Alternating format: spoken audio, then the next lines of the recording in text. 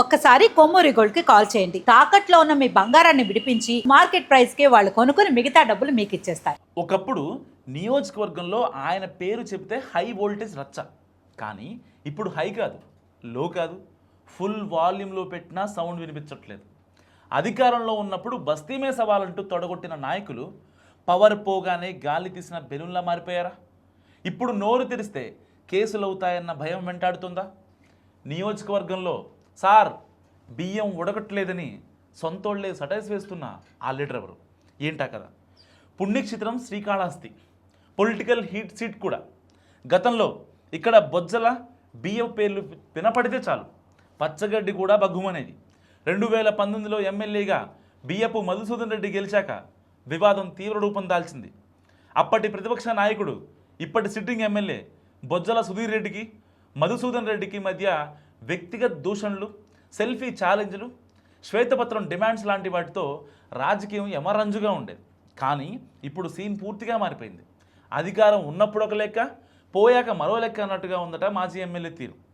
బియ్యపు మధుసూదన్ రెడ్డి పవర్లో ఉన్నప్పుడు స్థానిక ప్రత్యర్థులే కాదు, ఏకంగా చంద్రబాబు, లోకేష్ లాంటి వాళ్ళ మీద కూడా మైకులేసుకుని విరుచుకుపడేవారు.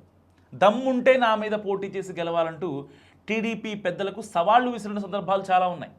సో జగన్ పేరుతో నవరత్నాల ఆలయ నిర్మాణం, ఇసుక, మట్టి, భూదందాల ఆరోపణలతో అప్పట్లో నిత్యం నియోజకవర్గంలో పొలిటికల్ హీట్ పెంచిన మధుసూదన్ రెడ్డి ఇప్పుడు మాత్రం పూర్తిగా వాల్యూమ్ తగ్గించేశారు. దీంతో ఆ దూకుడు ఏమైంది? సార్లో ఆ పాత ఫైర్ ఆరిపోయిందా? అధికారం ఉంటేనే ఆయనలో అగ్గి అంటుకుంటుందా అంటూ సటైర్లు పడుతున్నాయి.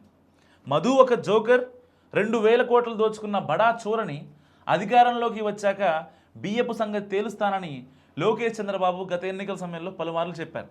సో ఇక local TDP MLA Sudheer Reddy అయితే అంతకు మించిన వార్నింగ్లే మధుసూదన్ రెడ్డికి ఇచ్చారు.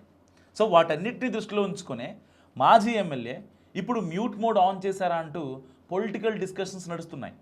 కూటమి అధికారంలోకి వచ్చిన తర్వాత బియ్యపు శైలిలో మార్పు కనిపిస్తోందని సొంత క్యాడర్ కూడా గుసగుసలాడుతుంది. గతంలో ఎమ్మెల్యే బొజ్జల సుధీర్ రెడ్డి లక్ష్యంగా పర్సనల్ అటాక్స్ చేసిన బియ్యపు ఇప్పుడు ఆ తరహా విమర్శలకు పూర్తి దూరంగా ఉంటున్నారట. నియోజకవర్గాన్ని పూర్తిగా వదిలేకపోయినా పాత దూకుడు మాత్రం కనిపించడం లేదంటున్నారు. స్థానిక సమస్యలు, డిఎస్సి లాంటి పార్టీ నిరసనల్లో పాల్గొంటున్నప్పటికీ బొజ్జల కుటుంబంపై మాత్రం గతంలో లాగా వ్యక్తిగత విమర్శలు చేయకుండా ఆచితూచి మాట్లాడుతున్నారట. సో ఈ మార్పును గమనిస్తున్న పార్టీ క్యాడర్, కూటమి నేతలు ఎవరి స్టైల్లో వారు విశ్లేషిస్తున్నారు. రాష్ట్ర వ్యాప్తంగా గత ప్రభుత్వంలో చక్రం తిప్పిన నేతలపై విచారణలు, కేసులు నడుస్తున్న వేళ అనవసరంగా గోకుంటే కొత్త తలనొప్పులు తప్పవన్న నిర్ణయానికి వచ్చే మధుసూదన్ రెడ్డి సైలెంట్గా గొడవలకు దూరంగా ఉంటున్నారని తెలుస్తుంది.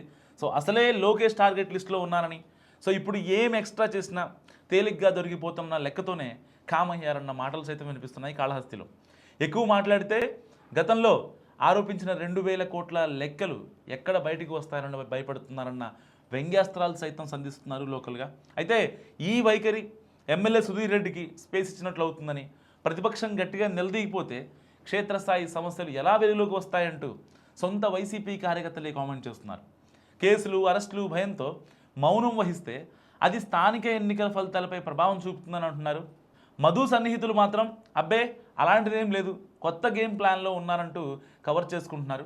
ఎవరి వాదన ఎలా ఉన్నా పార్టీ అధికారంలో ఉన్నప్పుడు నా అంత మొనగాడు లేడన్నట్టు స్టేట్మెంట్స్ ఇచ్చిన నాయకుడు ఇప్పుడు మాత్రం సౌండ్ పెంచితే ఏమవుతుందో అన్నట్లు ఉండటాన్ని ప్రత్యేకంగానే చూడాలంటున్నారు పరిశీలకులు.